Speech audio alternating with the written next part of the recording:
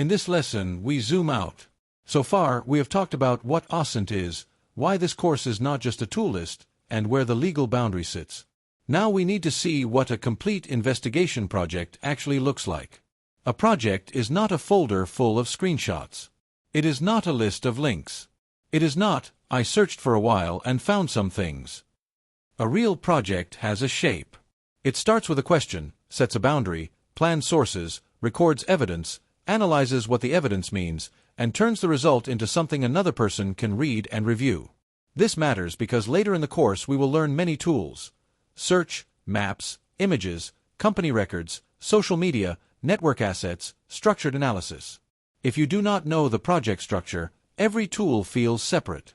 If you know the structure, each tool has a clear place. Think of a complete OSINT project as having 6 core parts. First, the question. What are we trying to answer? Second, the scope. What are we checking? And just as important, what are we not checking? Third, the collection plan. Which information gaps need which sources? Fourth, the evidence chain. What did we find? Where did it come from? When did we access it? And how strong is it? Fifth, the judgment. What does the evidence support? What does it not support? Sixth, review and delivery. Can another person understand the report, check the sources, and use the conclusion? If one of these pieces is missing, the project becomes unstable. No question means you drift. No evidence record means nobody can review it. No limits means the conclusion may sound stronger than the evidence. Check this company sounds like a task, but it is still too vague. If I give you that sentence and nothing else, you do not know whether to check registration, lawsuits, ownership, supplier risk, public complaints, financial signals, hiring changes, or media coverage. So the first job is to turn the vague request into an answerable question. For example, based on public information, is this company a reasonable supplier candidate for a 6-month cooperation? That is much better. Now we know the decision: supplier cooperation. We can ask sub-questions about legal existence, recent disputes, penalties, operating signals, and public reputation.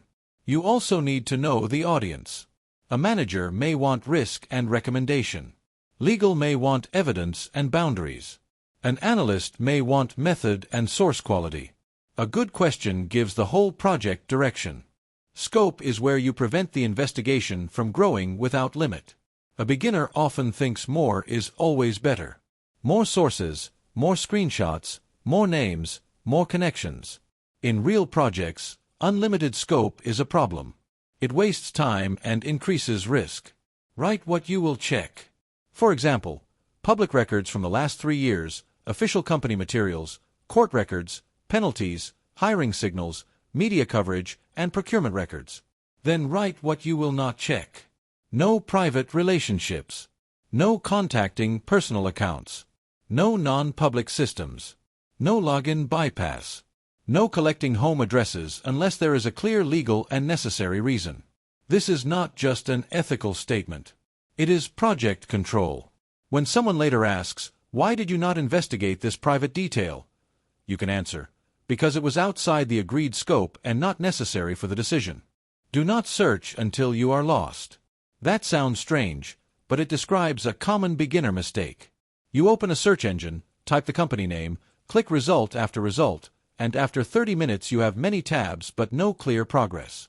A collection plan fixes that. Start with information gaps. What do you need to know? Legal existence, ownership, lawsuits, penalties, operations, reputation, technical footprint, or location. Then match each gap to likely sources. Lawsuits point to public court records. Penalties point to regulator notices. Business changes may show up in hiring, procurement, announcements, public filings, or archived websites. The plan does not have to be perfect. It simply gives your search an order. It also helps you review later. Did I actually check the sources that matter, or did I just follow whatever looked interesting? Now we move from searching to recording. If a finding is important, it needs a place in the evidence register. A useful evidence register is not complicated. Give each item an ID. Save the source link. Record the access time. Keep a screenshot or archive when necessary.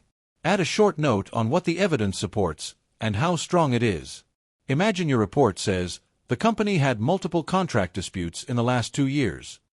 If someone asks where that came from, you should not be searching your browser history. You should be able to point to evidence items, Court Record 1, Court Record 2, Access Date, Archive, and Notes. This is what makes the report reviewable. Without evidence registration, the project may look impressive, but it cannot be audited. Not all sources carry the same weight.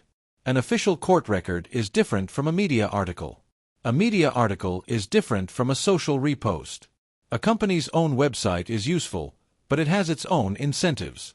A forum comment may be weak evidence, but it can still be a useful lead. One important habit is separating source reliability from information credibility. A reliable media outlet can still quote something incorrectly. An anonymous post can still point you toward a real public record. So do not reduce source evaluation to official equals true, social equals false. Ask 2 questions. How reliable is the source as a channel? How credible is this specific piece of information? When those 2 are separated, your report becomes more careful. Evidence does not automatically become judgment. There is a middle layer, analysis. Suppose you find several lawsuits involving a company. It is tempting to say, high legal risk. Maybe. But wait. Are the lawsuits recent? Are they concentrated around one business line? Is the company very large, making absolute counts less meaningful?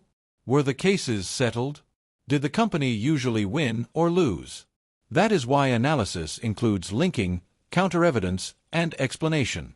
Linking asks how evidence items relate to each other. Counter-evidence asks what might weaken your first impression. Explanation asks why the conclusion follows. A strong report does not simply stack evidence. It shows the reasoning between evidence and judgment. When someone reads a report, they usually do not want to watch you replay every step. They want to know the key findings first. What did you find? What evidence supports it? How serious is it? How confident are you? What are the limits? For a company cooperation risk brief, a key finding might be, public records show repeated contract disputes in the past 18 months, concentrated among delivery-related partners. This suggests potential operational or contract management risk, but additional supplier interviews are needed before making a final decision. That sentence gives a finding, evidence direction, risk meaning, and limitation. The process still matters, but the reader needs the headline first. Then they can look at the evidence chain and analysis if they want to review it. A practical report needs structure. A common structure is summary, background and scope, key findings, evidence chain, analysis process, limitations, and recommendations. The summary tells the reader the answer quickly. Background and scope explain what was checked and what was not checked. Key findings show the most important results. Evidence chain lets others review the support. Analysis explains the reasoning. Limitations prevent overclaiming. Recommendations help the reader decide what to do next. Not every report needs all sections in the same depth. A 2-page brief may compress them. A formal report may expand them. The purpose is the same. The reader should understand how you got from public information to judgment. Without structure, even good material becomes a pile. The same investigation may need different presentation for different readers. Executives usually ask, what is the risk and what should we do? Legal teams ask, what is the evidence, what are the boundaries, and what can we safely state? Analysts may ask, what sources were used, what is the method, and where are the gaps? Public readers need plain explanation and context. You are not changing the facts.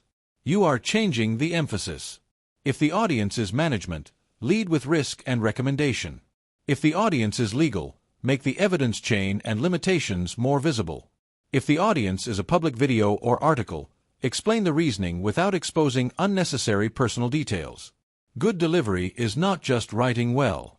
It is writing for the decision the reader needs to make. Charts are not decoration. A timeline is useful when sequence matters. When did a claim appear? When did a company announcement happen? When did the lawsuit become public? A map is useful when place matters. Does the image match the claimed location? Are facilities close to each other? Does the route make sense? A network graph is useful when relationships matter: accounts, companies, domains, owners, repost paths. A risk matrix is useful when you need to compare likelihood and impact. The question is not, which chart looks cool? The question is, which visual makes the judgment clearer? If a chart does not clarify the conclusion, remove it. This is one of the most important writing habits in OSINT. Separate facts, inferences, and judgments. A fact is something the public material directly shows. For example, a court record lists this company as a defendant in a contract dispute filed on this date. An inference is an explanation built from facts. For example, several recent contract disputes may indicate pressure in delivery or contract management. A judgment answers the investigation question. For example, supplier cooperation risk appears moderate and requires further verification before signing. If you mix these together, the report becomes too forceful. A reader cannot tell what is directly supported and what is your interpretation. Clear language protects the work. Let's put the structure into a small case: company cooperation risk. The question is, based on public information, is this company a reasonable supplier candidate? Your source plan may include registration records, ownership, lawsuits, administrative penalties, hiring signals, official website changes, news reports, procurement records, and public complaints. Your evidence register records each important item. Your source evaluation separates official records from media and social material. Your analysis looks for patterns: recent disputes, repeated penalties, sudden hiring drops, inconsistent business claims, or unresolved complaints. The output is not good company or bad company. A professional output sounds more like public information suggests moderate cooperation risk, mainly from recent contract disputes and unresolved complaints. Recommended next step: request additional documents and verify current operating capacity. That is a brief someone can use. The practice for this lesson is a one-page project skeleton. Do not try to finish a full investigation yet. Just build the frame. Write a project title. Then write the core question. Add 3 to 5 sub-questions. List the source categories you would check. Define what fields your evidence table needs. Finally, name the deliverable: a short brief, a risk table, a timeline, a map, or a report. For example, supplier cooperation risk check for company A. Core question: does public information show risk signals that require additional verification before cooperation? Sources: registration, lawsuits, penalties, hiring, news, procurement. Deliverable: 2-page risk brief. This page becomes the seed of your later capstone project. Today we looked at the shape of a complete investigation project. The key lesson is that tools are only one part of the work. A project needs a question, scope, collection plan, evidence register, source evaluation, analysis, key findings, report structure, audience fit, visuals, and controlled language. Once you see that structure, later tools become easier to place. A search engine helps collection. A screenshot supports evidence. A timeline helps analysis. A report template supports delivery. Next lesson, we prepare the working setup: folders, naming rules, source tables, evidence cards, screenshots, archives, and review habits. That sounds basic, but it is what keeps your future investigations from becoming a mess of files you cannot explain.